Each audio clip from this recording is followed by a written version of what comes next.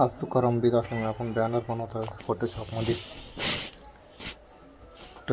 Banner बनवतो. Banner background घेतलं, संत तुकाराम महाराजांची PNG इमेज घेतली आहे, पांडुरंगाची इमेज घेतली. तर आपण बॅनर बनवणार आहोत मस्तपैकी.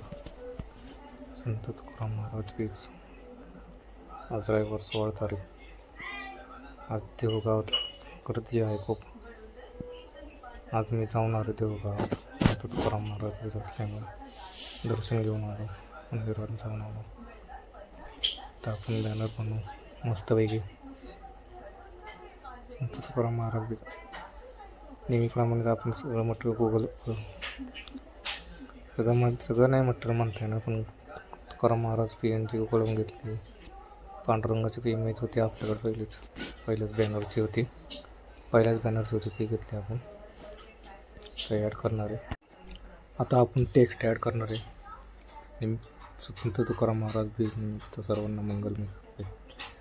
या ॲडजस्ट करणार आहे व्यवस्थित.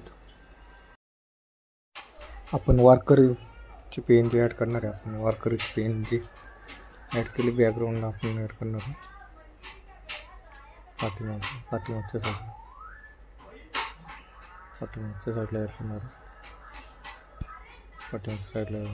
व्यवस्थित. आता या इमेजला व्यवस्थित ॲडजस्टमेंट करणार आहे. व्यवस्थित प्रॉपर ॲडजस्टमेंट केलं त्याला आपण फिल्टर मारायला नसतं. व्यवस्थित ॲडजस्टमेंट करणार आहे. व्यवस्थित ॲडजस्टमेंट करून जरा पाठीमागं जरा ब्लर करणार आहे त्यांना. त्यासाठी आपण जरा ॲडजस्टमेंट करू व्यवस्थित, प्रॉपरपणे व्यवस्थित ॲडजस्टमेंट करू त्याला. त्यासाठी आपण जायचं फिल्टरमध्ये. तर ते फोटोवर क्लिक करायचं, फिल्टरमध्ये जायचं. फोटो आपला फोटो सापडत. फोटो ॲडजस्टमेंट व्यवस्थित प्रॉपर पाहिजे. ॲडजस्टमेंट फोटो आपण बघायचा.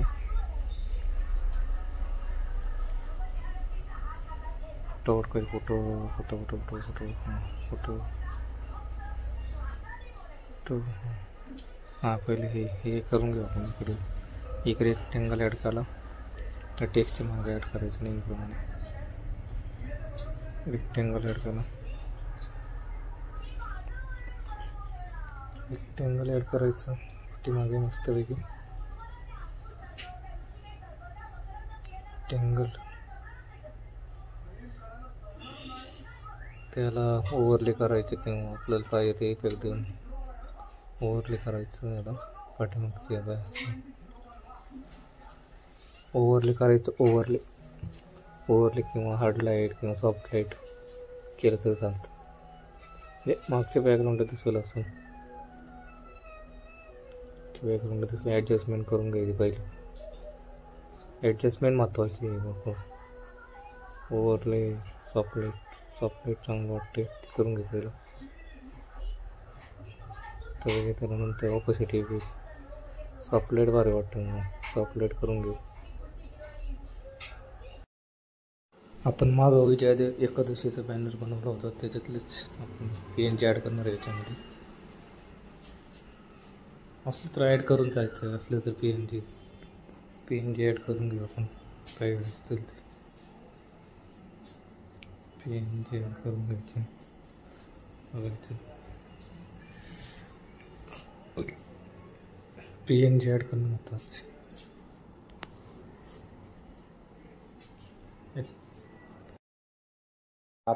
आता आपल्या बॅनरमध्ये बॅकग्राऊंड ॲड केले आपण. बॅकग्राऊंडला आपण हे ॲड केले, अभंग ॲड केला. अभंग आपल्या तुकाराम महाराजांचं. आम्ही जातो आमच्या गावा, आमचं राम तुमची आमची हिची भेटी, इथून या जन्म तुटी. आता असं द्यावी लाय तुमच्या लागत असे पाया, तुमच्या लागत असे पाया. येना निज धाम कोणी विठ्ठल विठ्ठल बोलावानी रामकृष्ण मुखी बोला. एवढा अभंग आहे हा. अभंग आपण अनंत जन्मीचे विसरलो दुःख योगियांच्या ध्यानी ध्याताना तुळसी नामा म्हणे जीवे करीन लिंब लोण अनंत जन्मीचे विसरलो दुःख.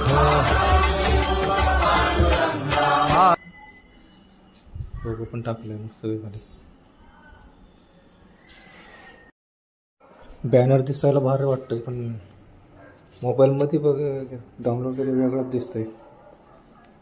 पण पी सीची क्वालिटी महत्त्वाची आहे. पी सीची क्वालिटी प्रोसेसर कोडलं आहे त्यामुळे महत्त्वाचं आहे. आणि चांगल्या क्वालिटीचा डिस्प्ले पाहिजे. डिस्प्ले जर नसेल तर मग ते असं मोबाईलमध्ये वेगळं दिसतं.